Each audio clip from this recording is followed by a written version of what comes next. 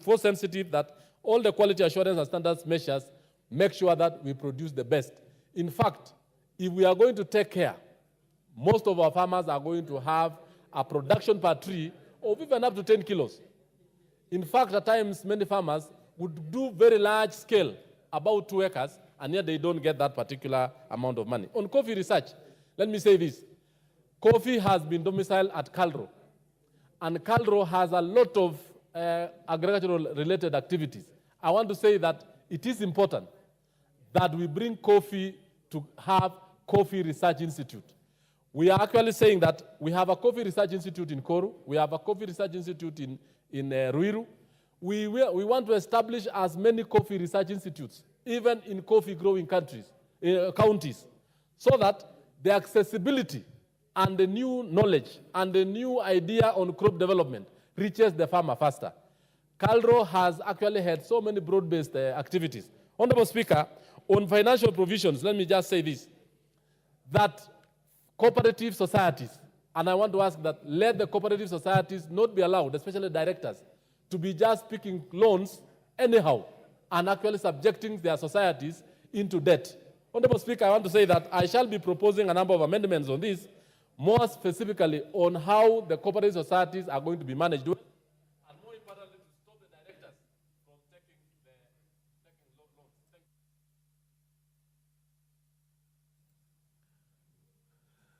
Thank you. The Honorable Murugara, followed by the Honorable MP for Kwanza.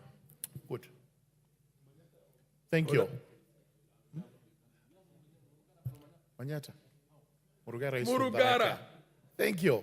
Thank you very much, The Mr. chair Speaker. of JLAC, an MP for the Raka. Mr. Speaker, sir, allow me to also voice some support for this bill.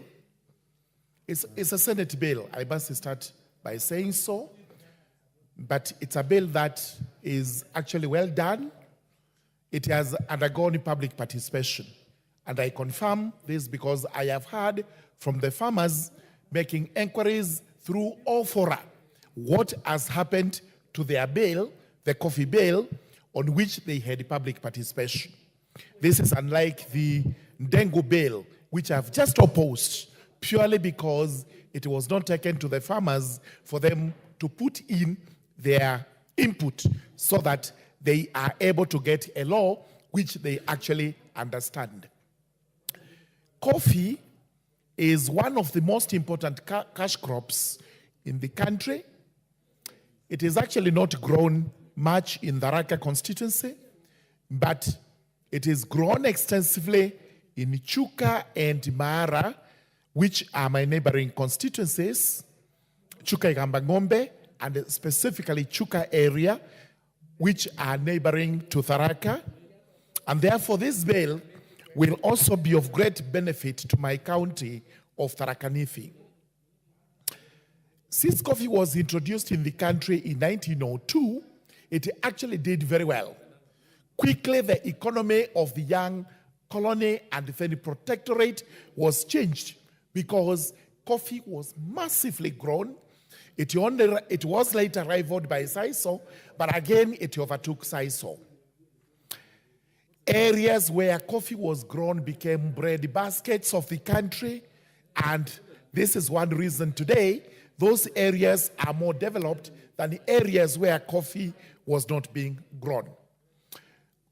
Africans were not allowed to grow coffee until towards independence, when the likes of Chief Koinange and the others were allowed to do so. But after independence, and we had a law, the Coffee Act, which was in place that time, then quickly the crop gained popularity, and in the 70s, it was the mainstay of the country. It was overtaken by tea later, but again, we want to restore coffee to where it used to be, so that not only is it a major foreign exchange earner for the country, it is also one of the crops that give farmers the best of the income for their livelihoods. This new law is very important because it handles the 3 major areas of coffee growing, starting with a crop husbandry, research, and growing or germinating of the crop. And here is important for us to emphasize that in the 70s and 80s, the Ruiru Coffee Research Institute, I think it was called a foundation then, was extremely pivotal in getting the best breeds or the best brands or crops of coffee grown in the country. Soon after that, we just got it wrong as a country, and coffee went to the dogs. In fact, farmers started uprooting the crop, a very undesirable development that happened. We are happy to note today, whether through the new KPCU and the Coffee Board of Kenya, the crop is getting back to its roots. We must also work on marketing, because that is where the problem came in. We started having cooperatives which did not give a damn to what sort of crop was grown, provided the little that they could collect was marketed, and they would pay for the money and not care about the farmers. Today, we must ensure that the farmer gets value for the crop produced and taken to the market. And we cannot say this without any more emphasis than we are doing now. There has been an issue raised as to why coffee transcends 4 ministries. And this, we must admit, because this is our country, brings in the issue of bureaucracy when decisions have to be made regarding the crop. The parent ministry is the Ministry of Agriculture. This is the one that has to deal with the crop production, husbandry, and harvesting of the crop before it is taken to the market. Then it comes in the Ministry of Cooperatives, because most of the crop is grown under cooperative societies. We know very well it's one ministry that must be streamlined. It is not as efficient as it should, and the new CS must move in to make it even better than it is. After that, it moves to the Ministry of Trade, because we have to market it abroad. We have to take it to the countries where it is consumed, and we are paid for it. Again here, we must streamline, not in the likes of the way we market our manufactured products. This is a crop. It belongs to a farmer. It doesn't belong to an industry. And therefore, the way it is treated by the Minister of Trade and Development must be peculiar as the other crops are done. We have the Minister of Finance, which I believe is where monies would come into the country through, and the disbursement would have to be done. And again here, we have to be efficient. The farmers have to be given their money in a timely manner. The reason why coffee collapsed is because, number one, the prices were mundane. The prices were so poor that no farmer would even want to weed for the crop or even harvest it. Number two, when the funds came in, the cooperatives would always take the lion's share. And this is what we are trying to get away from. And after that, then we would have immense debts, indebtedness by the societies, which of late, the Ministry of Cooperatives has to move around the country to try and have those debts waived. We do not want to get into this. This is why Senate has brought this bill. Sorry, this is why the leader of majority has brought in this bill. And as such, we have to support the bill for the benefit of our farmers. So with those very many remarks, I beg to support this bill.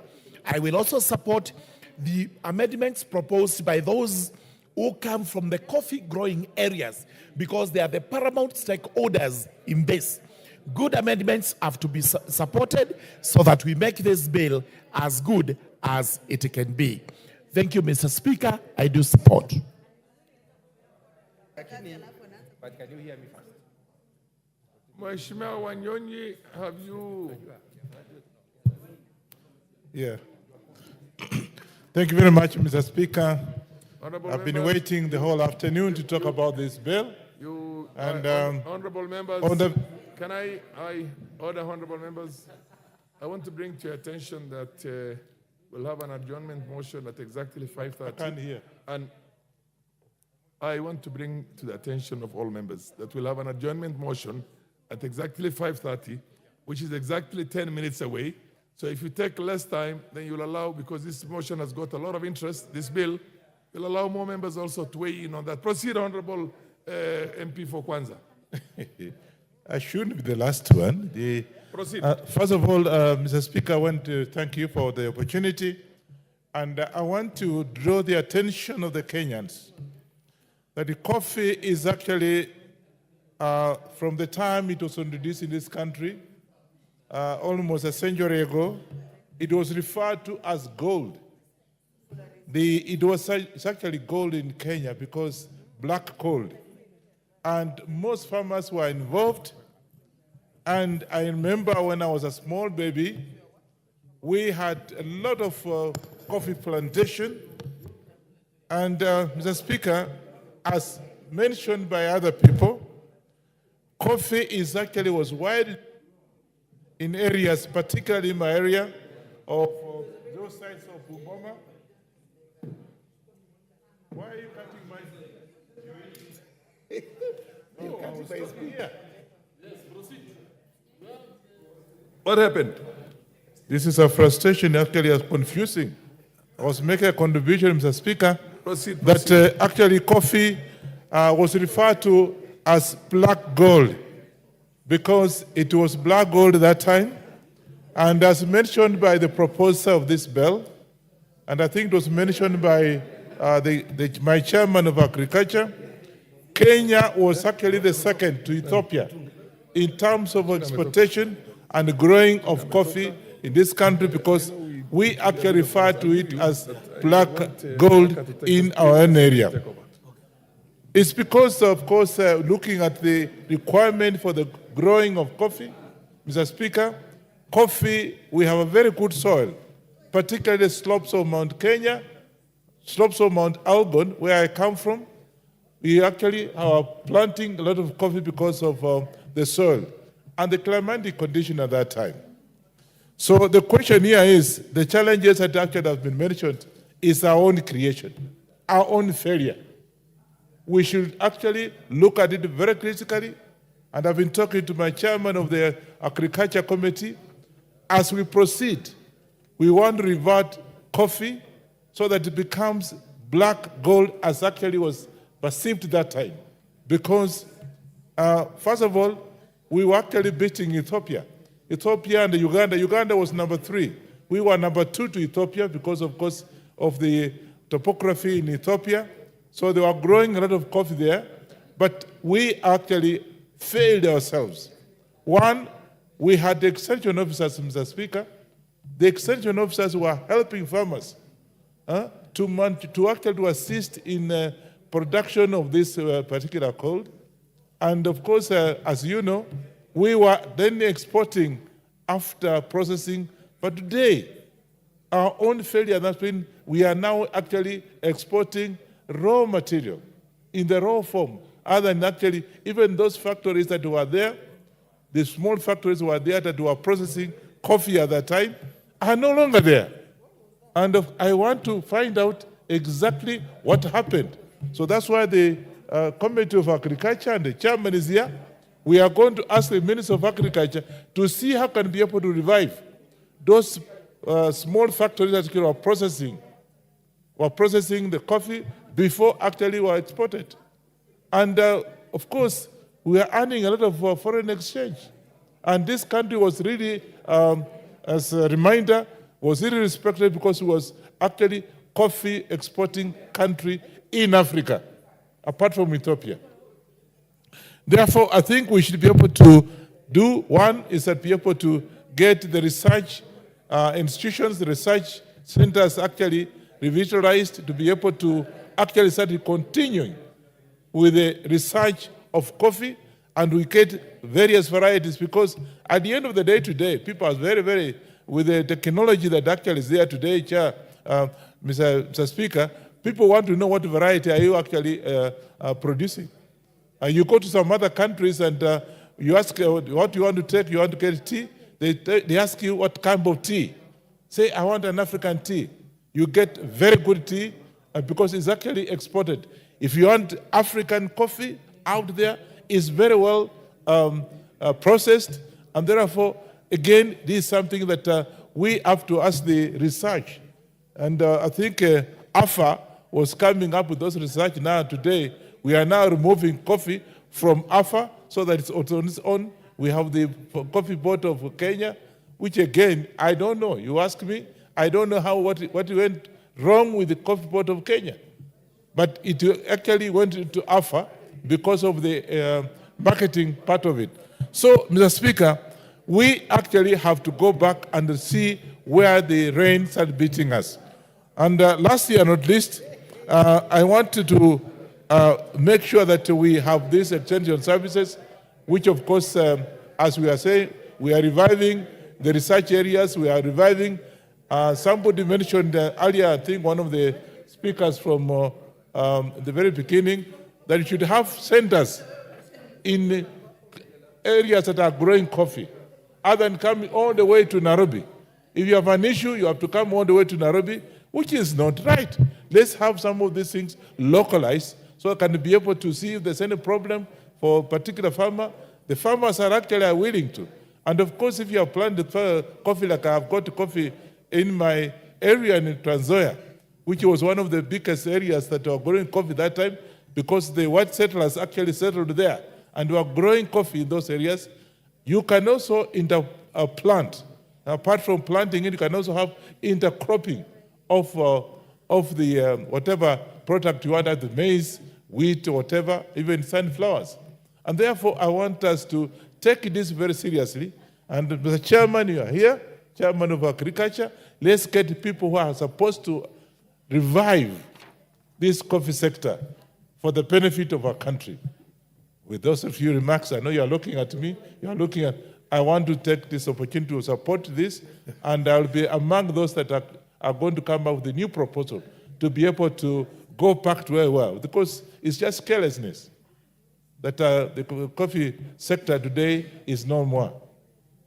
I support this bill. The Honorable Mogaka, MP for West Mugirango, you have exactly 2 minutes. Mike. Thank you, Mr. Speaker.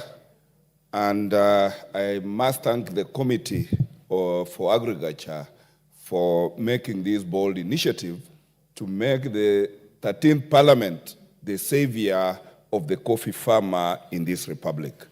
I allowed the introduction of this bill, and I support the committee's report, and I will also be on my toes proposing very progressive amendments that are going to make our coffee farmers have their smile back on their faces.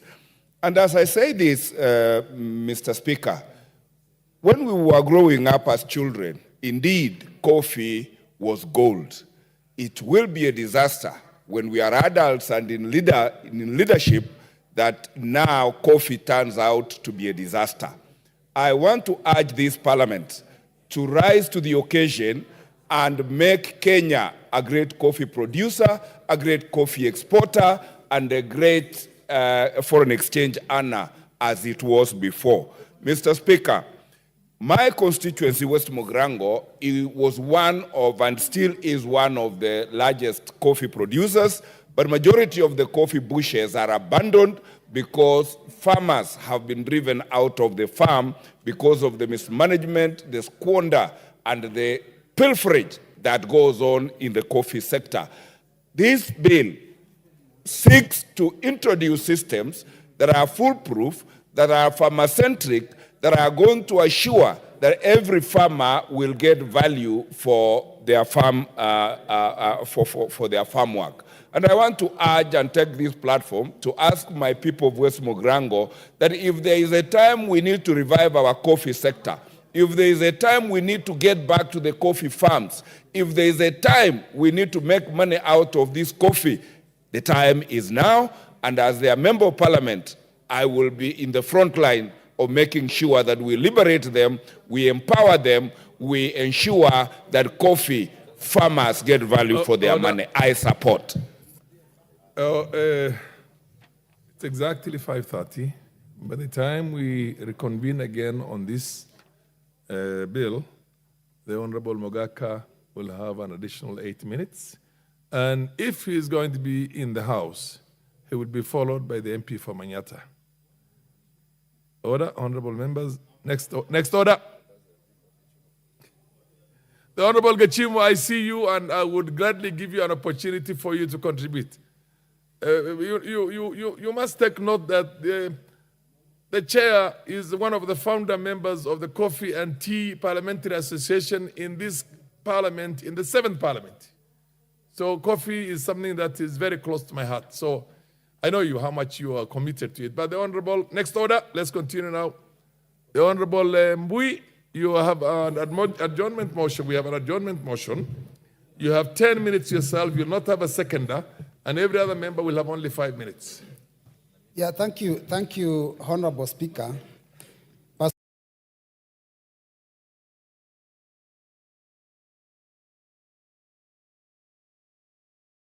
A definite matter of urgent national importance regarding the implementation of the CBC student transition. First, I want to thank the Speaker for allowing this motion and also the House for supporting it so that we can be able to address this motion. Now, Honorable Speaker, as enactment of the competence-based curriculum continues, the Pioneer CBC class is expected to transition to grade 9, commencing in January 2025. However, this transition has caused increased apprehension among parents and widespread concern on the preparedness of the education sector with regard to the transition. Of importance in this matter is, of course, infrastructure, which was initially, Mr. Speaker, meant to be lodged within secondary schools. But then when the new regime came into office, His Excellency the President came up with a presidential working party on education reforms, which recommended that this transition remain in primary schools. So junior secondary schools are domiciled in primary schools.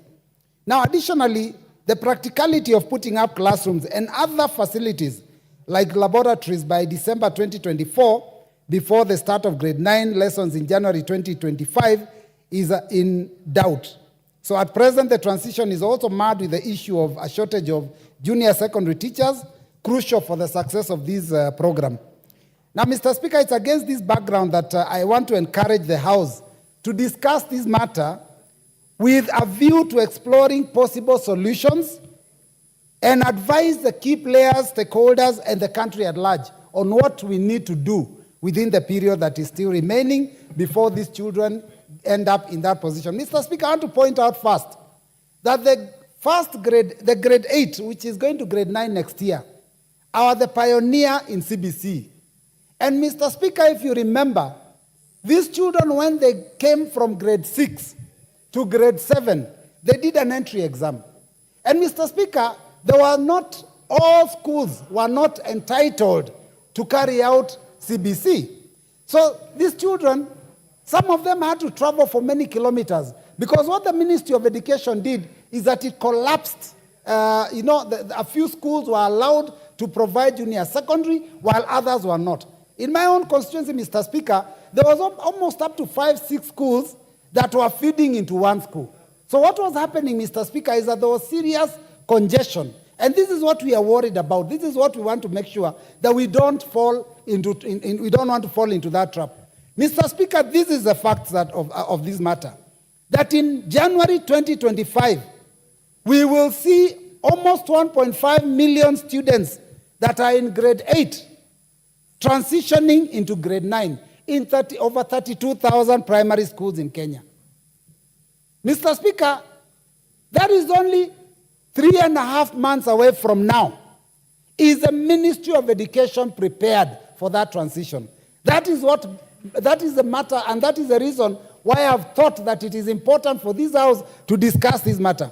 What do we require, Mr. Speaker? We require 32,469 classrooms. And that is only on the assumption that every one of the schools requires only one class. There are schools with 5 streams, with 3 streams, with 4 streams. So we are probably requiring almost 60,000 classrooms. Mr. Speaker, do we have the classes? And if we don't, what are we going to do so that we can have them in the next 3.5 months? Mr. Speaker, we also require, because this system requires laboratories. It is no longer just the normal schools. We require to have laboratories put up so that they can be able to carry out some of these subjects like integrated science, health education, pre-technical, there's things like agriculture, there's things like home science. Mr. Speaker, all these require a laboratory. And Mr. Speaker, there is a possibility that even one lab in a school might not even be enough. But then the minimum one lab means that we require 32,469 labs in Kenya in the next 3.5 months. Mr. Speaker, are we prepared? Mr. Speaker, we also require teachers. And the teacher issue, Mr. Speaker, is one of the most notorious problems that we have. We have talked about free education for a long time. Even primary schools, we say we have free primary education. But you go to most schools, you find there are not enough teachers. So the parents have, on a regular basis, got to contribute to pay for teachers. Now, when parents are paying for teachers, how then do we call that free education? Because education is basically tuition, which is the payment for teachers to be able to provide the service. So the minute parents are paying teachers, it means that that education is not free. Even free secondary education, Mr. Speaker, we don't have enough teachers. Now we have introduced junior secondary, we don't have enough teachers. The problem of teachers is not just the numbers, Mr. Speaker. Even the competence of the teachers is also of concern. How many teachers are prepared in this country to be able to teach these subjects? Our graduate teachers, Mr. Speaker, they are taught to teach 2 subjects. Maybe English and literature, Kiswahili and CRE, geography and business. That is the kind of training that we have in our universities today. So who is going to teach integrated science, health education, pre-technical, sports, all these subjects, Mr. Speaker? And to compound it even further, the CBC, in the wisdom of the ministry, they have, instead of reducing the number of subjects, they have condensed the subjects and combined them. That means that there are subjects that are being taught and offered to be taught in our schools that have no trained teacher, not in Kenya, not in Africa, not in the world. There are some subjects that have been combined. There is no one technically capable of teaching those subjects. But every day, Mr. Speaker, the bell rings and someone walks into the class and teaches. What professional qualification do they have to teach these combined subjects that are putting together 3, 4, 5 different subjects that require different skills and different training? So, Mr. Speaker, we also have the challenge of teachers. So, Mr. Speaker, what do we need to do? I think, Mr. Speaker, today I would want to encourage that members try and offer solutions. And I have a few that I want to offer. Because I know, Mr. Speaker, that education is the future of this country. In fact, that is one of the reasons why the youngsters came here and wanted to take over the house. Mr. Speaker, because we must do things right, not just for the Gen Z, but even for the Gen Alpha and the ones that are yet to be born. We must make sure that we do things that are going to make this country competitive in the community of nations, so that our graduates from Kenya can be able to contribute in this world. So, Mr. Speaker, what solutions do I offer? First, let us expedite the release of funds. Mr. Speaker, as we sit here, there is even money of CDF of last financial year that has never been released. And members would have probably put up some of these classes. If the money is not released to members, or rather to the constituencies where members can go and oversight, then that means that we have a problem that is still growing. Mr. Speaker, there was also money that was supposed to be also allocated to the Ministry of Education that was supposed to be helping to put up the classes. That must be expedited. Any debts in the Education Ministry must be cleared immediately. Mr. Speaker, secondly, we must increase the budgetary allocation for the Ministry of Education for purposes of solving this problem. Mr. Speaker, this is an emergency. When we had COVID, we spent billions. Now we have MPOX a year, there's 6.5 billion supposed to be spent. We can spend any last cent of Kenyan money to solve this problem, because we don't want our children come January to be loitering the streets because there are no classes. I know the ministry is likely to create a situation or a solution. What they are likely to do is to combine classes.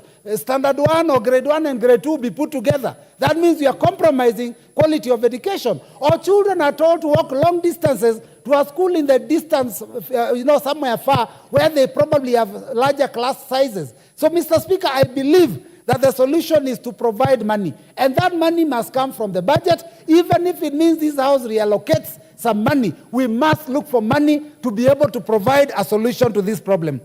Mr. Speaker, I want to just advise the ministry that every time someone is appointed to be minister or a new regime comes into place, you don't have to come up with a new education system.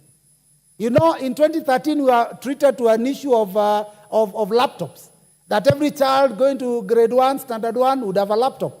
Today, those children are in university. They never saw a laptop. After 2-3 years, they saw a tablet. Those tablets are not even there. They were bought 1 year, they are destroyed. There was no planning.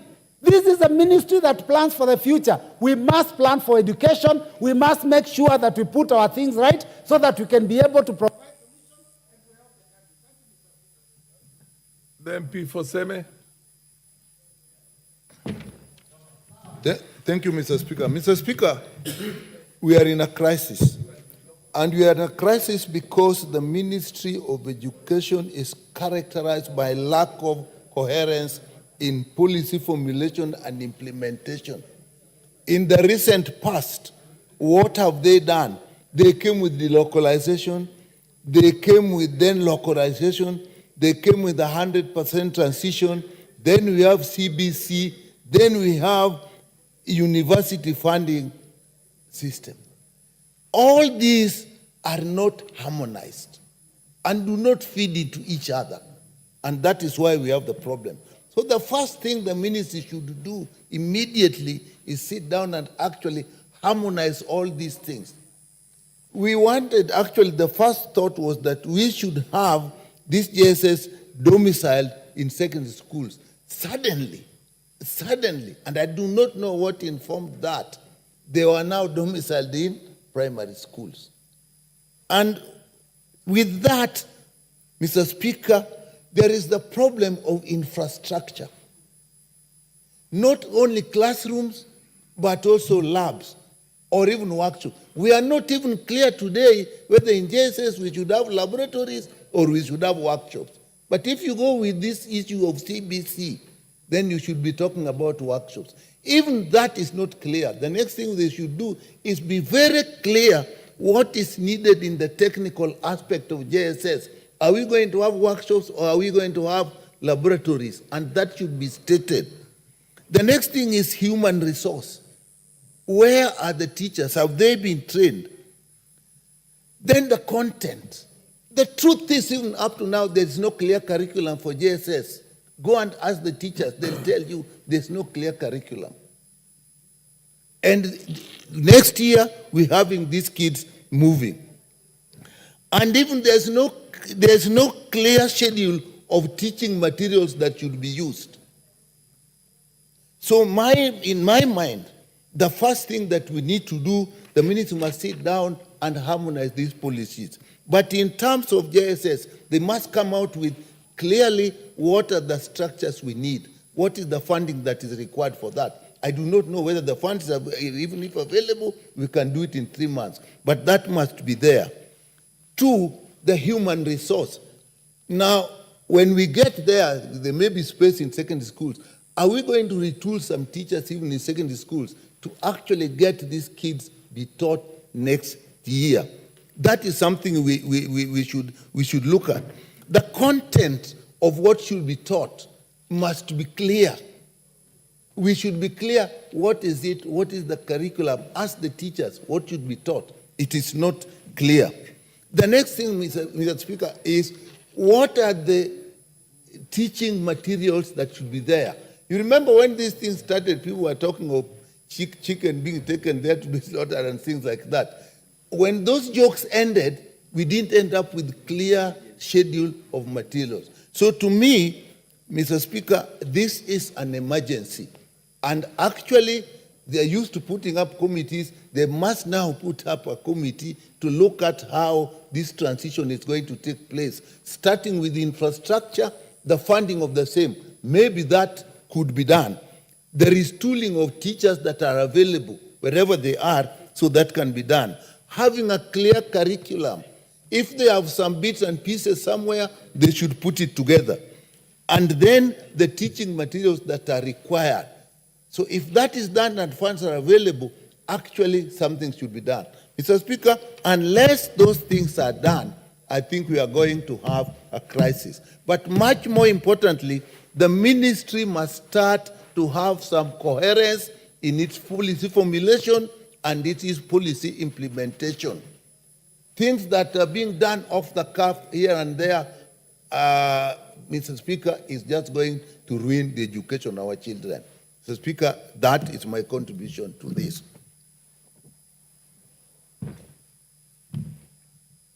The MP for Manyata, are you on this one or it's the old? No, I will speak on it. Okay, proceed. Thank you. Thank you, Honorable Speaker. I want to thank the Honorable Member for this very crucial and important motion. And Honorable Speaker, let me say that we shouldn't mince our words when we are describing the status of the education sector in this country. It is a crisis. And Honorable Speaker, whenever we have a crisis, we should always come together, offer solutions, and be able to see how we can handle it best. Honorable Speaker, the CBC program that came into this country a few years back has been one elephant that has not been able to actually take course as it was anticipated to do. And Honorable Speaker, outside the issue of infrastructure, we took in a system that was not meant for us, and it was not well structured in terms of implementation. But, Honorable Speaker, we are already in it. We need to look at how we can improve. And this draws me, Honorable Speaker, to the dream of Honorable Mwai Kibaki, the former president of this country, may so rest in peace. When he brought in the free primary education, his mind was to ensure that every single kid has a chance for education, especially the basic education.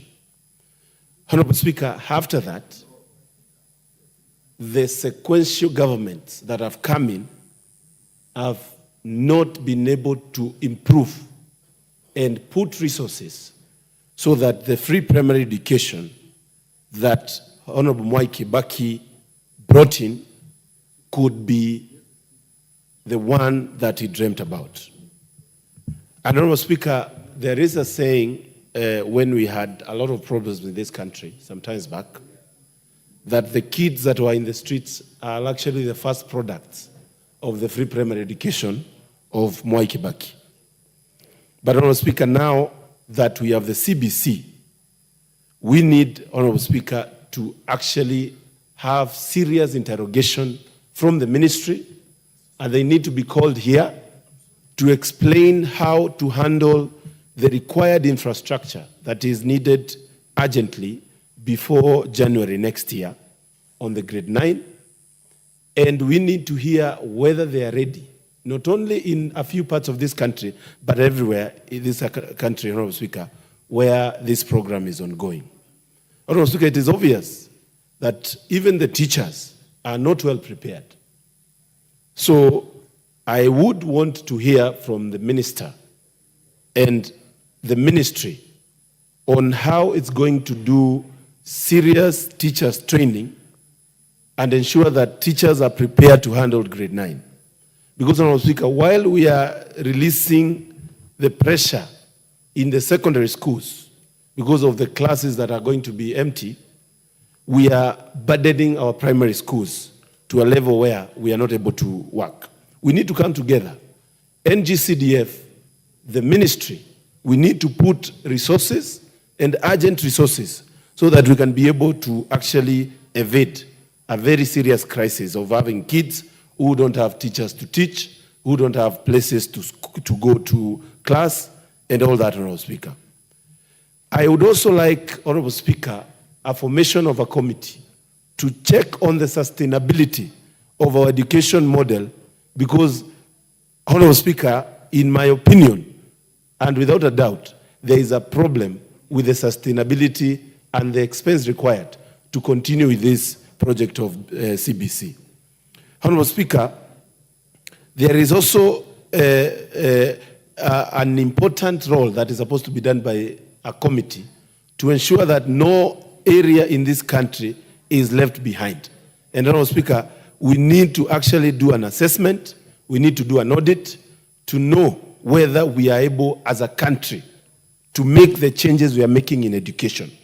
Honorable Speaker, our universities, public universities, do very well. Many of our kids, even of senior government officials, go to actually public universities. When it No, you've run out of time. Order. Is the Honorable Member for Samburu East there, Lekumantare? The Honorable Lekumantare, proceed. Oh, you've already exhausted your time. You only had 5 minutes, MP for Manyata. Proceed. Thank you. Thank you, Honorable Speaker, for this time. Mr. Speaker, I just want to add my voice to this discussion. And Mr. Speaker, the CBC, which is now in our system, is almost lacking everything, Mr. Speaker. And Mr. Speaker, in fact, since we started this CBC, our children have been to those schools, but without the teachers. Mr. Speaker, CBC was meant to be a different school from primary. And I remember when that committee decided to go to primary, they were to have even a different administration. But Mr. Speaker, the head teacher of a primary school heading again junior secondary. That is something that it has never happened, Mr. Speaker. And Mr. Speaker, this system requires a lot of practicals, but they lack materials. And I think, Mr. Speaker, the whole infrastructure in CBC is lacking. In fact, what they are still using is the balance of classrooms, that is from class 7 and 8, but we are seeing a problem. And Mr. Speaker, the members of parliament are talking from a knowledgeable point of view, because we do visit this institution.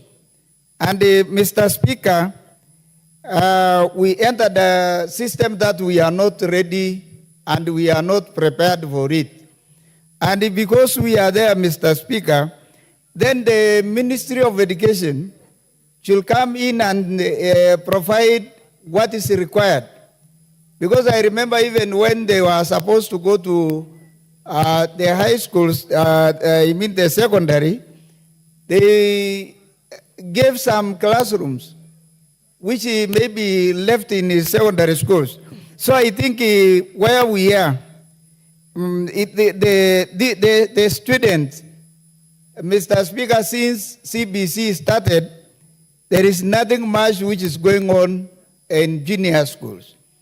And you can imagine all those subjects to be taught. You can't take an English literature teacher to go and teach maybe in sciences areas. That is a problem, Mr. Speaker. And we have already affected our children. So I think this grade 9, something serious needs to be done, Mr. Speaker. And it is not the assumption of many people that the NGCDF will be able to provide the infrastructure. But Mr. Speaker, it is not enough. CDF is trying, but the ministry has a lot of funds which they really need to give to these institutions. Otherwise, come to next year, we'll have a lot of problems. Because right now, the primary school, where junior secondary school is, they have now a maximum. They have reached a maximum whereby there is no any other extra classroom. And we cannot wait until that time. So I think, Mr. Speaker, we really need to get the ministry so that they will provide the solution. What can we do before that time? Otherwise, thank you, Mr. Speaker. This is a good move, and we are going to support. The Honorable Phyllis Arto, is the MP for Moiben in the House? No, MP for Moiben is not in the House. The Honorable Nabi, followed by the Honorable Mutunga. Proceed. Nabi first, and then followed by the Honorable Mutunga. Nabi, Nabuera. Yes, I'm here. Proceed. Thank you, Mr. Speaker. Mr. Speaker, I want to add my voice on this noble motion this afternoon.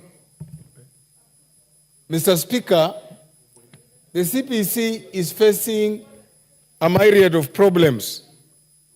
Other than the lack of classes, lack of laboratories and resource centers, lack of teachers, enough teachers for grade 7, 8, and now we are going to have grade 9. But more importantly, Mr. Speaker, mathematics, English, integrated science, and computer has almost nil teachers at grade 7, 8, and 9. A quick run in my constituency, which has 112 schools, primary schools, only 7 schools had postings of mathematics teachers. Mr. Speaker, the most difficult part of this CBC is that the teachers have pointed out to me that even the books developed by KICD for curriculum delivery, they are not in tandem with what is supposed to be.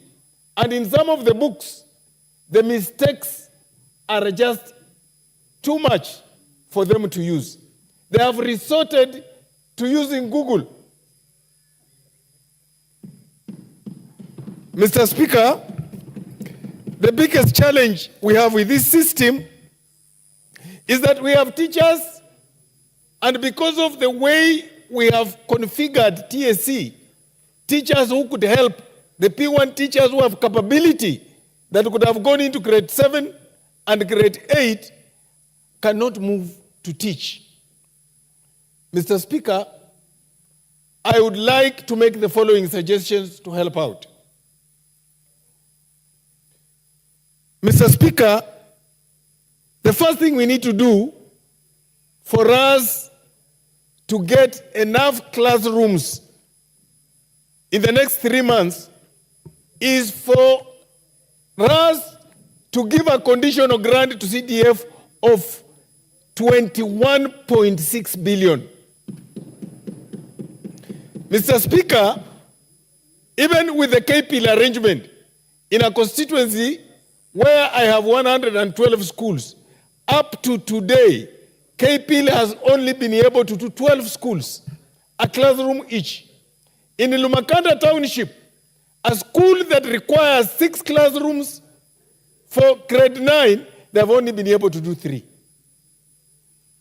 Mr. Speaker, the second solution to this problem is we must trigger the recruitment of 20,000 teachers to start on 1st of October, not in January.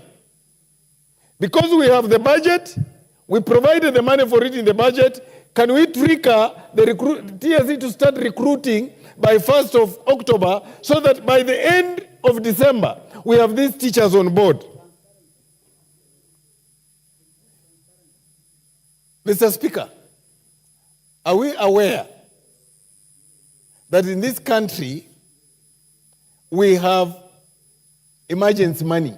This is a matter that requires funds from the emergency kitty. And if we really care for our kids, if we really care for 3 generations we are about to lose, can we use the money from the emergency kitty to provide classrooms? Thank you, Mr. Speaker.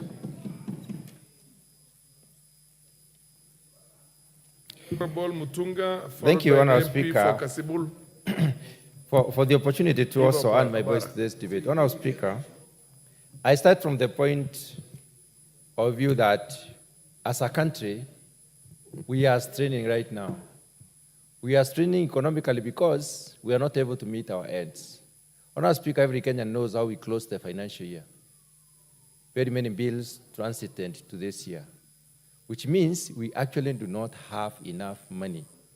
The other day I watched the CS Treasury speaking to Senate, and the kind of confessions that he made, that we really have to be very, very careful how we spend the little that we have. Honourable Speaker, we have an entire infrastructure laid out in secondary schools. And Honourable Speaker, these children are Kenyans. If we must take them through this experiment, then let us be realistic at least for once as a country. Let us realize that we have an entirely completed and tried out infrastructure at secondary school which they can immediately occupy. Treasury doesn't have to cough a single coin. We do not have to build other classes. Honourable Speaker, we are doing double development or double provision. We are going to invest in doing grade 9 classes for junior secondary school, and then we shall forfeit the Form 1 classes which are already there waiting for children. That is not logical, that is not reasonable. As a country which is training, we are making a huge mistake. We need to be realistic. Honourable Speaker, if it is the name, calling it junior secondary school, we can rename it. Let's set up another committee to come up with an appropriate name to call it transitory, that it is transiting from primary to secondary. It doesn't really matter. We are the ones who are inventing these names. Honourable Speaker, I am of serious opinion that we must continue with this experiment on our children. Let us be realistic for once as a country. Honourable Speaker, as you continue teaching children, the advancement of knowledge, increases.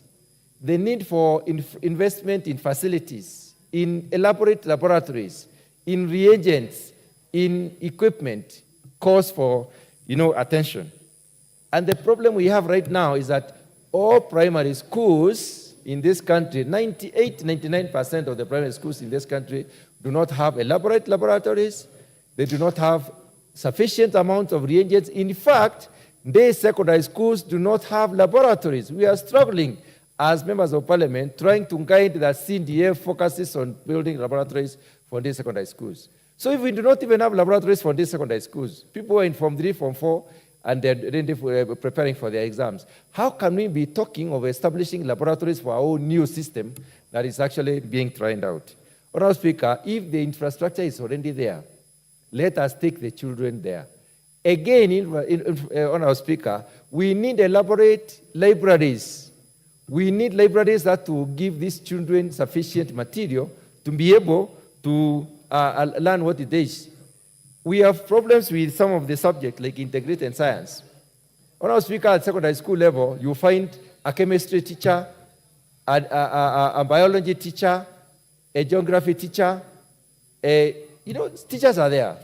We can cause this integration quickly by guiding them in terms of the principle.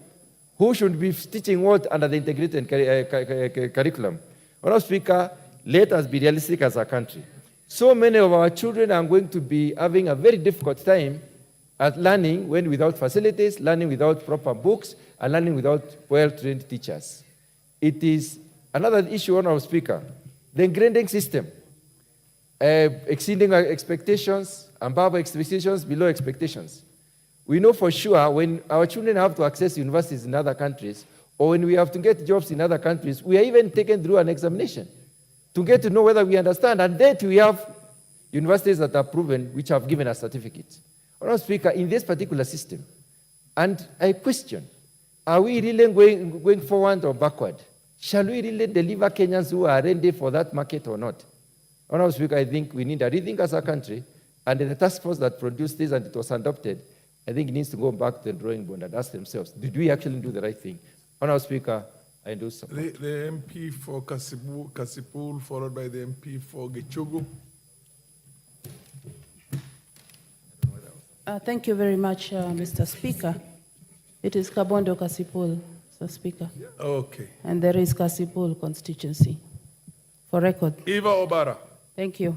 Okay, proceed. Mr. Speaker, this is not a laughing matter, and we need to say it as it is. Mr. Speaker, the questions that we asked ourselves is CBC facing challenges? And I'm saying that yes, a big one. And we actually look like we made a false start. Mr. Speaker, most of schools, I'm talking about my constituency, most of them are ill-prepared in terms of infrastructure. We don't have enough classrooms, we don't have laboratories, we don't have libraries for these JSS schools. Mr. Speaker, CDF has tried to build classroom, but not enough. Not enough has been done. Mr. Speaker, the ministry has also done some work, and again, as I said, not enough has been done. Mr. Speaker, it is not realistically possible for the ministry or CDF to build laboratories in all these JSS schools. That is the reality. Mr. Speaker, the elephant in the room is a human resource. A teacher is ill-equipped. By being a science teacher or an arts teacher, they are forced to teach sciences as biology. They are assigned biology, assigned chemistry, which they did not, was not their subject in the university. Mr. Speaker, they are forced to read in the night and prepare for science subjects and come back and disseminate this to the students. Mr. Speaker, do you call this learning? No. Mr. Speaker, retooling has also not been done. So the teachers, as I've said, are ill-prepared, and I can tell you for free that they are a frustrated lot in the JSS classrooms. Mr. Speaker, the transition to grade 9 is another problem. We have 3 months to think through how these students are going to transit. Is it possible to build new classrooms for them? No. Within the time that is left, I don't think so. Is there enough money to give to the CDF to build the classrooms? I'm not sure. Maybe that can be answered by the chairman. Mr. Speaker, as I said, let us be realistic. What is the possibility of grade 9 being domiciled in the secondary school? Mr. Speaker, previous challenges of the age that we had is no longer an issue, because the last cohort of 844 are actually going to exit this year. And therefore, all the students who will be in secondary school will be of the CBC, program. Mr. Speaker, let's think outside the box. Grade 9, as they go to Form 1, if at all we agree to that, is that there will be an extra classroom because there will be no Form 1. So it will be at no expense. Mr. Speaker, will this be possible? Yes, I think it will. We will have laboratories, that will not be a problem. We will have subject teachers, that will not be a problem. The matter of the library will also be sorted. Mr. Speaker, do we need to push through what we know may not be humanly possible to do within the months that we have? Let's think outside the box. We are the ones, it is not cast on stones. We are the ones who made the policy, and we can review it and see how best our children can benefit on the education. Let us not waste the future generation of this country. Thank you. The MP for Gachagua. Thank you, Honorable Speaker, for the opportunity also to contribute into this motion of adjournment by Honorable Member for Kathiani, Honorable Robert Mbui. And I must thank him for taking the lead, because this is a matter that has also been lingering within most of the members of Parliament's minds. And it has also come at the right time before ushering in grade 9 next year. And there's a possibility of addressing the issues that have been raised if we bring our hands together as a Parliament and also involving the executive, as we did in the matter of higher education funding under the leadership of the Right Honorable Speaker. I think this is a matter that also requires a kamukunji, so that the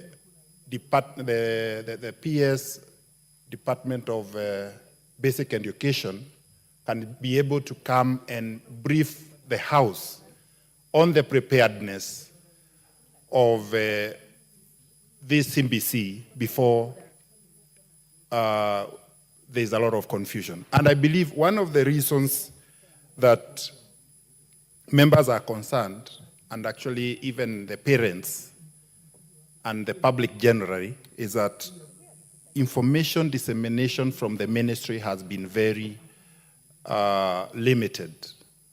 There's scarcity of information, and the Ministry of Education has roots up to the sublocational, up to sub-county levels.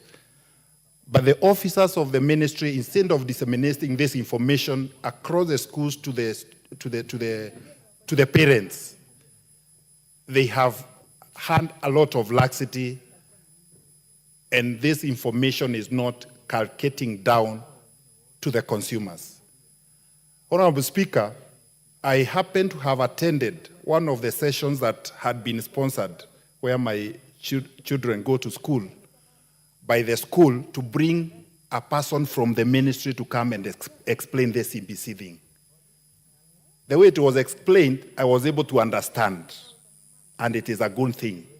And the period for junior secondary is supposed to prepare these children for their competencies, in their areas of competencies, before they transit to senior secondary school, so that if someone drops along the way and is not able to make to the university, you can make a livelihood through the competence that you've been able to be taken through that training.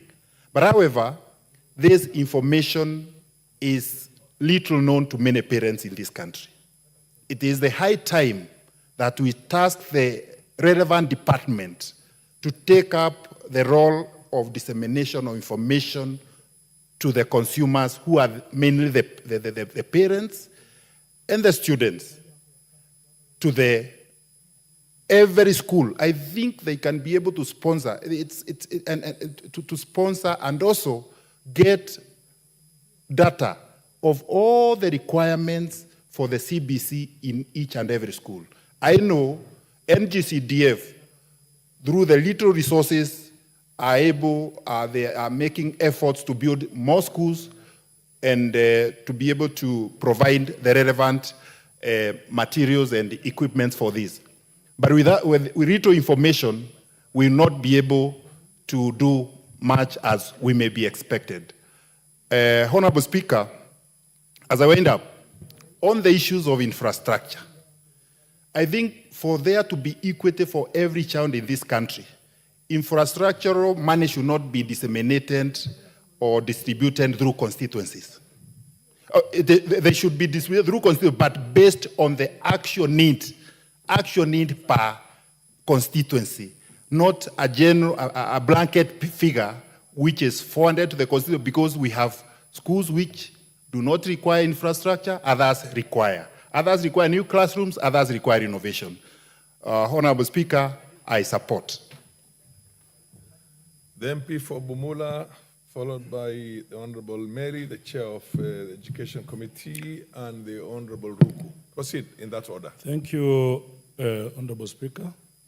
I want to take this opportunity to thank my leader and my brother, Honorable Mbui, for bringing this indeed very important motion that affects our children, and that is our future. Honorable Speaker, we have a problem. I come from, I head a rural constituency that has about 110 schools. And out of all the schools, Honorable Speaker, the infrastructure to accommodate this program is lacking. It's not even at 5%, Honorable Speaker. I think the government must rethink its strategy. We need urgently to pull together resources, and for the interest of these children, Honorable Speaker, ensure that we finance these schools, and I propose through CDF, because there's a direct link to the ground, to ensure that we prepare ourselves for January. We've pulled together all the technical subjects and said we're going to have a resource center that is going to serve as a laboratory and all that. A modest resource center would cost about 2.5 million. We have 32,000 primary schools in this country. We are talking about 80 billion. This is something that must be dealt with as a matter of urgency, and if the government is serious, indeed, we must pursue this, Honorable Speaker. We have a situation where we have one teacher in a school teaching all subjects. Honorable Speaker, it is totally unacceptable. What are we preparing our children for? Can really they compete nationally and internationally, Honorable Speaker? They cannot. And some of these teachers were even not prepared to teach these subjects. And some of them, because it's a new curriculum, most of these teachers, if not all, they need retooling. They need refresher. They need to go back to school and be aligned to the new system, Honorable Speaker. We've had situations where these children are supposed to prepare for practical subjects. There are no practical materials, to work with. Even some of these teachers have never seen some of those materials that they are supposed to use to engage these students. So you'll find that at the end of the day, Honorable Speaker, the teacher does not understand CBC. The parent does not understand CBC.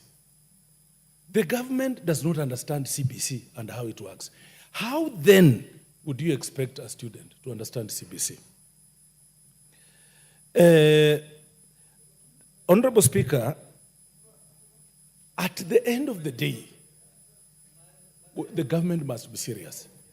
When we were growing up, and even now, when you go for any job interview, they will ask you for certification from KCPE to gauge whether you are qualified for that job or not. Now, we have students who are passing through a very critical stage of the schooling, going to another one. If this student were to go international, for instance, what will they use, Honorable Speaker? What would they use to say now this student has to go past very well than this one has to go to this university or not? We are setting a very dangerous precedence, Honorable Speaker. We have a situation whereby we have classes that are going to be vacant in Form 1. But we are really struggling to accommodate these students in primary school where we don't have classes. Why can't we have a linkage, Honorable Speaker, of how we can address this issue so that at the end of the day, the student of Kenya does not suffer in the very hands of that government which must protect them? Thank you, and I support and thank Honorable Mbui. Thank you, Mr. Speaker. Mr. Speaker, I rise to support Honorable Mbui on this petition. Mr. Speaker, the issue of CBC, I would just give a very short brief emanated out of a task force from Professor Thomas Odhiambo in 2012. In 2012, actually, the Odhiambo Commission was actually trying to align education with the new constitution. In so doing, it proposed a new education system, like the previous education systems. I think, Honorable Speaker, you remember that in 1964 we had the Ominda report.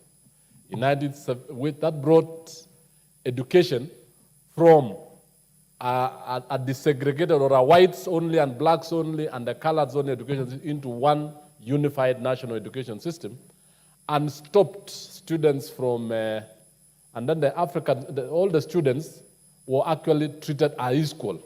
Whites and Africans were taken as one. In 1976, we had the Gachagua report on education objectives and manpower development. And in 1984, we had the McKay report, that is establishment of the 844 and the new university.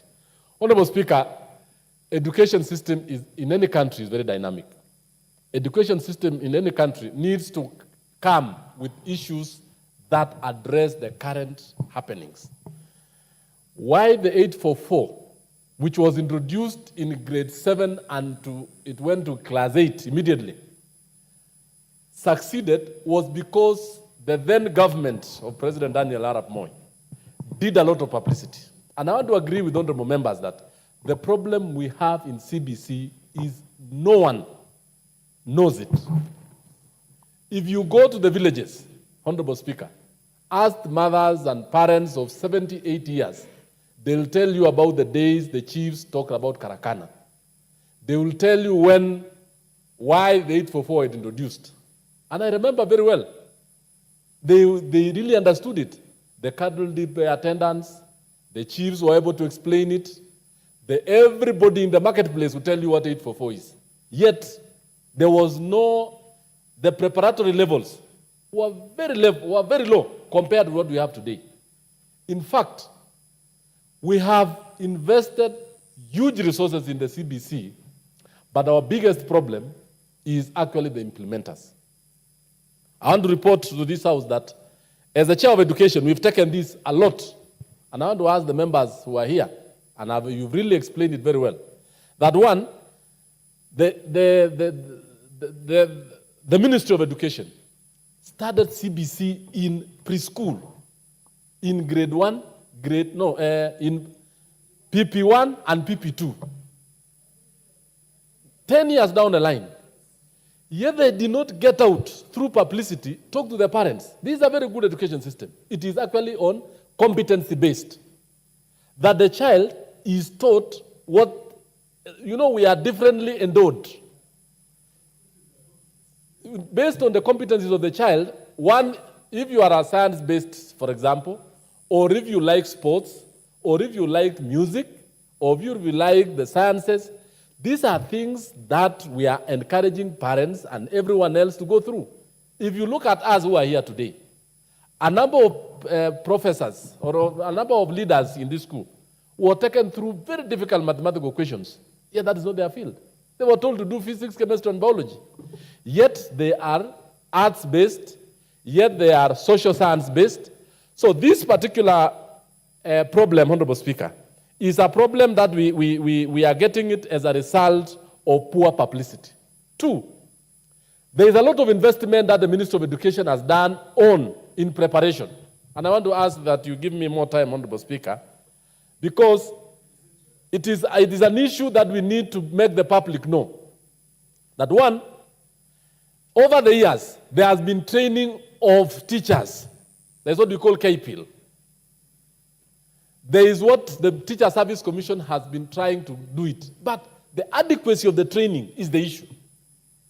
The stakeholders' engagement, where we need Kenya National Union of Teachers, Kenya National Union of Post-Primary Education Teachers, all the other stakeholders, the Parents Association, they need to be brought to the table and be explained to. Why are we saying that the students be domiciled in the primary schools? It is because of parental development. Honorable Speaker, the first education is the family. The reason why many of our children today in our societies are actually having developmental problems is they grow away from home, taking them into boarding schools. That's why we are telling the parent and the teacher, why we are telling the child to go and to show the parent the assignment, is so that they can have a parental engagement, the mother, the father, and therefore they have that developmental relationship. So that the father or the parent or the parents can know what new traits the child is developing and be able to nab it in the bud. That's why we are saying, let the child grow from grade 1 to grade 9 within the family settings. Two, Honorable Speaker, we had even indicated when the pilot was taking place that CBC let what we call activity rooms be created between grade 3 and grade 6. Activity rooms will enable the children to really participate in doing and in education, Honorable Speaker. What is very important for a child is the action and what they see. But the same issue has come up. These particular things have never been implemented. When it comes to grade 8, and I want to grade 7, 8, and 9, it was in this house that I moved funds from the Ministry of Education to the Constituency Development Fund. And I want to thank the Honorable Member because he has just said exactly what is happening, that there are no funds. We want to construct labs. We voted 3.4 billion shillings through CDF. Up to now, we are waiting.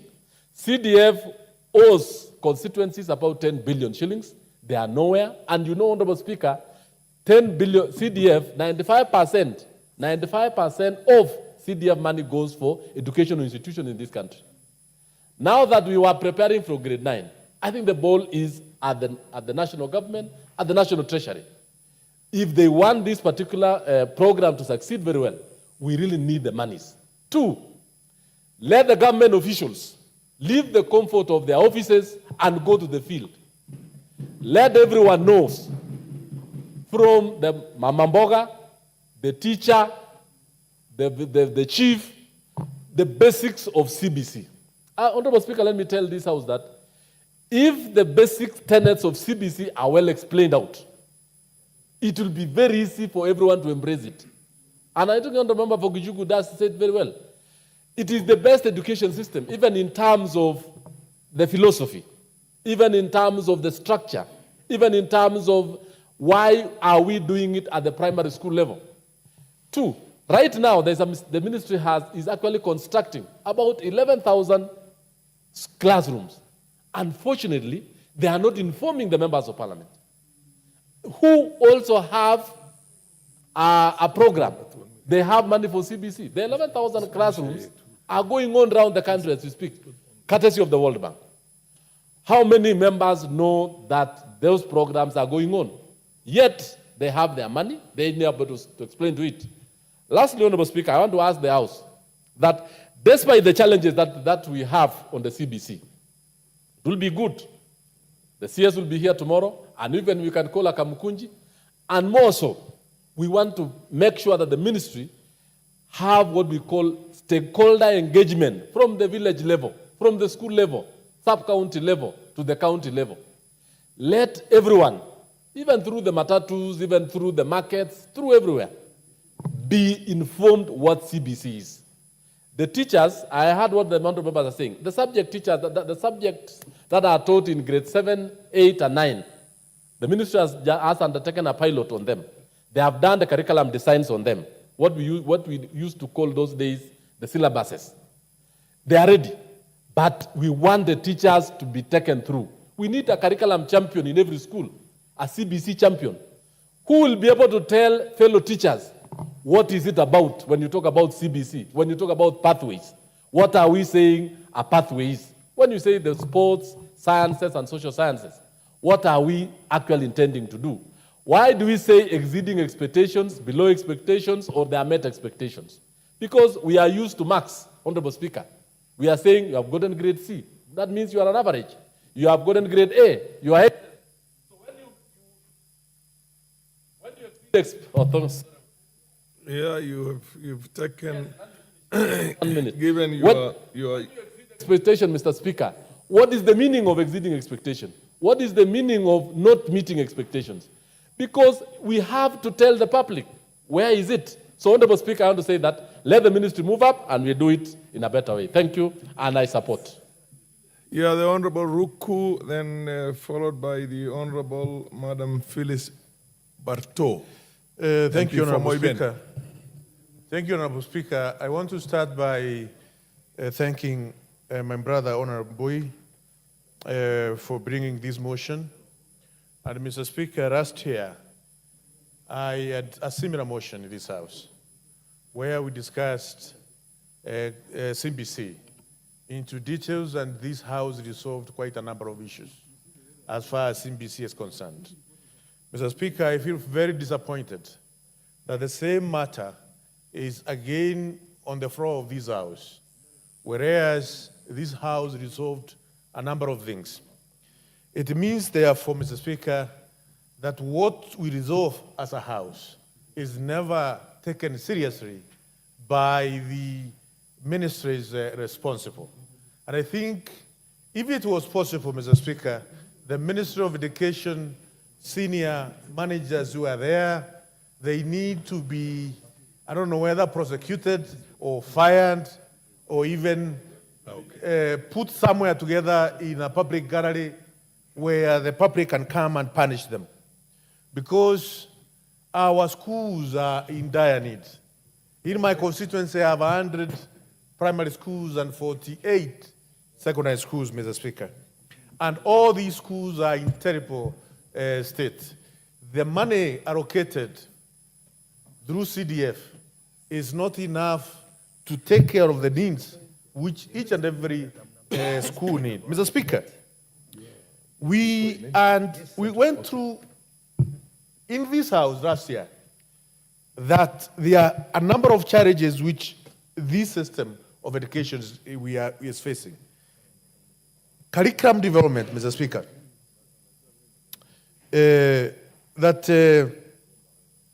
Curriculum development is a very serious issue, which needs to be taken extremely serious by those who are responsible. Inadequate infrastructure, as Honorable Boye has indicated in this motion, we don't have proper infrastructure for our kids in our constituencies across the Republic of Kenya. Inadequate training, teachers' training, as far as the CBC curriculum is concerned. Limited access to technology. One of the key goals of CBC is competency in technology, literacy in technology. How many schools in our constituencies we have these devices in our schools? Very few of them, Mr. Speaker. Lack of parental and community involvement, as the chairman of education has said. This is a curriculum system which requires proper involvement of parent and community. The Ministry of Education has not taken this seriously. And we mentioned this last year. We debated this last year. But we have not seen the effort from the Ministry of Education involving the parent, involving the communities as far as the CBC curriculum is concerned. Of abandoning the parent, Mr. Speaker, as you know, some of us are parents, and our young daughters and sons are going through this system, and we know what it means as to run this curriculum system. And we ask ourselves, if some of us can feel the burden, what about the very poor in our villages, Mr. Speaker, the people we represent, those who are at the bottom of the pyramid? Mr. Speaker, this is something which the Minister of Education needs to come up with, to think about it as quickly as possible. Also, Mr. Speaker, we said there is a way forward. Curriculum development to be taken seriously, teachers training to be taken seriously, and more teachers to be trained by TSC, running resources to be provided, monitoring and evaluation to be proper, involvement of parent and community to be done. And Mr. Speaker, we talked about legal framework, that there is no proper legal framework as far as the CBC implementation is concerned. We need to have an amendment of Basic Education Act of 2012, Mr. Speaker, and I think some of us can take that matter, but it will move faster if the chairman of Education Committee can take it as an amendment of the committee. Access to assessment and evaluation, Mr. Speaker, to be done properly. Funding, Mr. Speaker, Order, Honorable no, you have half a minute. Speaker. So, Mr. Speaker, funding to be put in place. It is better. We even say we are not going to fund some sectors of our society, Mr. Speaker. Education, it pains the poor. And also the other thing which is paining the poor extremely hard is health in our community, Mr. Speaker. So we need universal funding as far as education is concerned, from primary to secondary to university. If it means there are some sectors which we are going to ensure they are not going to be funded, and we ensure education is going to be funded properly, and health is going to be funded properly, so be it, Mr. Speaker. Some of us are in this parliament because we went to school properly. Many dreams are cut short because students are not provided an opportunity to go to school. Very bright students, Mr. Speaker, who are in our villages, they are not able to access education because there's no funding of education properly. Mr. Speaker, I think government must take the issue of education seriously more than any other sector, must take the issue of health so seriously than any other sector. Those who are poor in our villages are in pain because of education and because of health, Mr. Speaker. I rest my case. Thank you. I support. The MP for Moibend, followed by the MP for Central Imenti and the MP for Likuyani, in that order. Proceed. Thank you, Mr. Speaker, for giving me this opportunity to contribute to this motion. Mr. Speaker, there are two very important things in a country for it to be recognized internationally. One is the credibility of its passport. The second one is the credibility of the education system. If those two are wrong, I think everything becomes wrong. Mr. Speaker, when the CBC curriculum was conceptualized, it was supposed to cure some problems, societal problems. Mr. Speaker, competence-based curriculum is to enable a student to perform what they are taught in class, to go and function rightly in society. It had reached a stage where most of our graduates who are graduating from our institutions, particularly with the previous system of education, were not able to perform the functions which they were learning. So it was important to remodel the system so that it mirrors exactly what they are taught. And Mr. Speaker, any education system or any change must come up with challenges. And I think those are the challenges which are being manifested in this implementation of the CBC. Mr. Speaker, I think the most difficult problem which this system is facing is that there is a disconnect between the implementers and the policymakers, and the consumers of the policy. There is a disconnect between those people who sit in the ministry, those people who are in the high-rise buildings in the city, and those ones who are at the rural areas. There is no communication. Is it very difficult for the Ministry of Education to take this CBC and go to the grassroots and communicate to the people in the language that the people understand? If it is Kikuyu, let them even go to the level of translating and explaining to the common mwananchi what exactly this CBC is, to the parents, to the students. Let them translate, let them communicate in all the languages. We have people who can disseminate this information. Let us cascade it so that we read from the same page. Of course, we know that there are challenges when it comes to infrastructure. We don't have sufficient classrooms. We don't have enough teachers. We should start by looking at the interns, the 46,000 teachers who are supposed to be employed. Let those ones be employed as soon as possible. Let them be tooled. We have, they don't have to go to a classroom. The teachers don't need to be taken to a classroom like parliament set up and be taught. We have digital platforms. Let the ministry utilize those digital platforms to retool those teachers as fast as possible so that our students, our children are not disadvantaged. Otherwise, if we don't move with speed, we will be compromising the standard of education for our children. And we do not want them to be turned away if they are to go and look for a job internationally. We want to be the best as before. Kenya has been known to have the best education system all over, all through. And I think in the world, Kenyans are among the most brilliant people in this world, and we don't want to compromise that component. Mr. Speaker, I think if we appropriate, Parliament appropriates resources, and I think going forward, we should be putting the bulk of money to education so that we have enough infrastructure, we have enough teachers. Let us not compromise at all costs. Let us have the systems in education running. Let the ministry, the staff who sits in the ministry headquarters relocate and activate the systems. Let us see the cabinet secretary in Central Province, in Coast Province, in Rift Valley, communicating this information, disseminating with the team so that everybody reads from the same page. Otherwise, CBC is a good system. If given support, if implemented very well, it will go a long way in shaping education in Kenya, and we will be ranked, I think, the best internationally. Thank you, Mr. Speaker. The MP for Central Elementi, followed by MP for Likuyani and the MP for Mugirango West, West Mugirango. Proceed, MP for...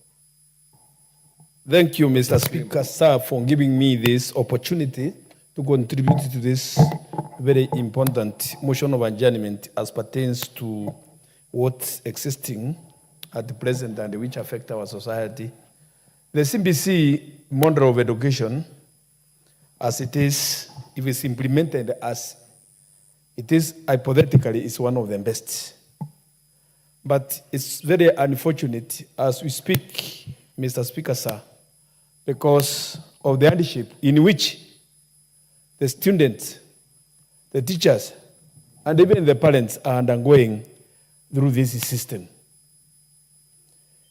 Areas are not the same, and there are some areas which are so remote to an extent that when the idea of CBC is talked about, to them it's a strange thing. They are taught, but it's just hypothetical. It's not practical. The research in which we were in this short research has made us visit various places and checking on the students and even the infrastructure in various areas. And especially what I have come to find in the rural areas, the system is so much down compared with urban areas. Because in some rural areas, what has been a problem in 844 system still persists. You find that no classes are adequate for the CBC, especially in the transition system from grade 8 to grade 9. You further find that in addition to the infrastructure, that's the classes, there are no adequate teachers. The teachers who are in those junior secondary schools are employed by BOM, by the parents. And the parents who are also struggling to get that little money to pay those teachers who are teaching there. And now we hear that there is a free education.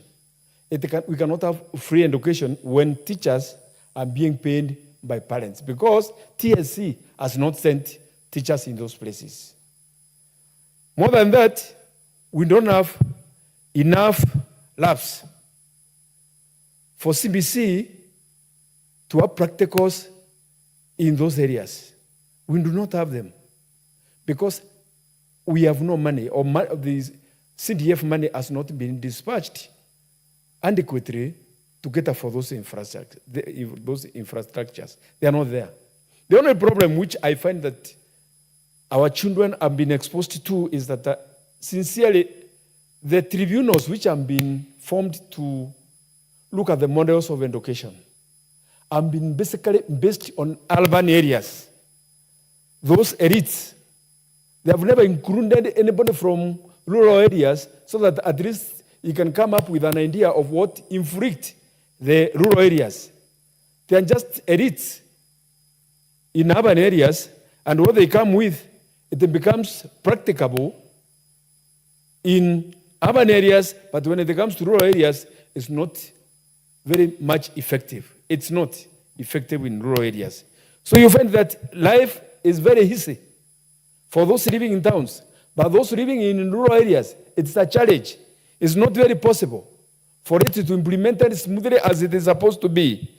So, Mr. Speaker, sir, you find it that it's somehow very difficult and challenging to the students in rural constituencies compared with those in urban areas. But now, here we are faced with a serious challenge of infrastructure.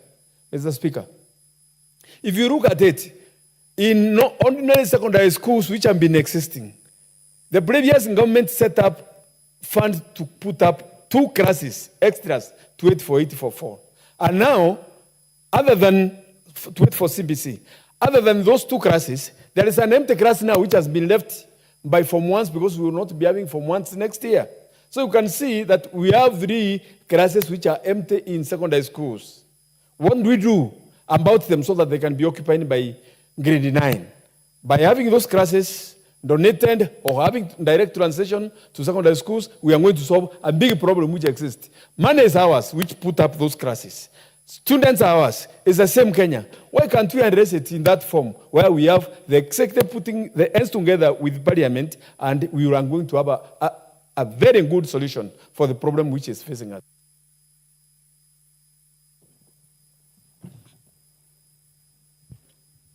MP for Likuyani.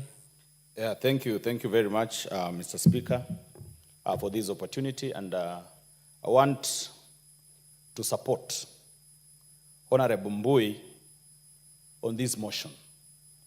Because as a country, right now we are at a very precarious position in matters education of our children. And the government changed this policy, and it is like a total paradigm shift.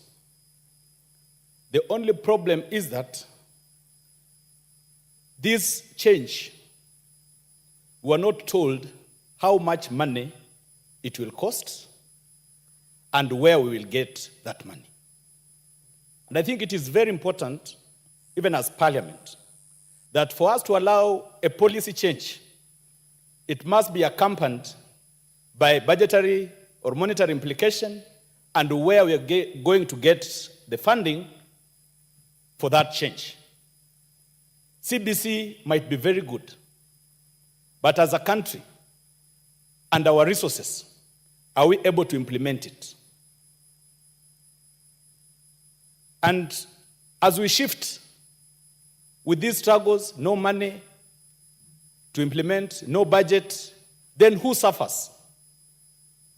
It is that child of the poor person that is going to suffer because of that shift. It is a generation that we are losing because of poor planning. And when you look at education in Kenya, and maybe health, these are the only things that the poor man can get directly from the government.